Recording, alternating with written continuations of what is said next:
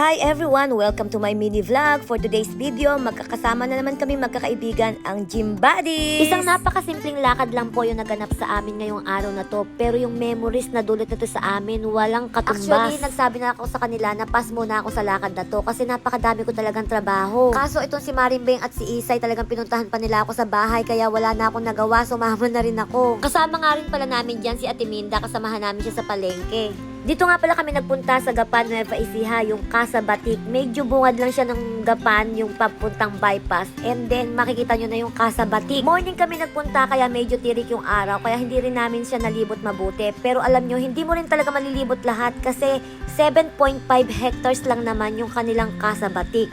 Pero yung bougainvillea nila, ang tinataniman daw ay 4 hectares. Pagpasok mo, mag-entrance ka pag adult ng 100 pesos, PWD 80 pesos, at saka pag bata naman, 50 pesos. Ito na kagad yung bubungad sa'yo, talagang magsasawa yung mata mo, hindi mo alam kung saan ka magpapapicture kasi lahat talaga ng spot dito ay Instagrammable. Sayang nga at wala man lang nakaisip sa amin na magdala ng payong, magdala ng pansapin, kasi pwede ka mag-picnic dito kahit may baong ka na food allowed sa kanila, basta clean as you go lang ha. Noong time na napunta nga kami dyan, ang dami naming naabutan na grupo na nagpo-photoshoot sila. Meron pang wedding, meron pang ding event para sa birthday. Pagkatapos nga namin mag-picture taking, papunta naman kami ngayon sa kanilang cafe. Magda-lunch kami dito.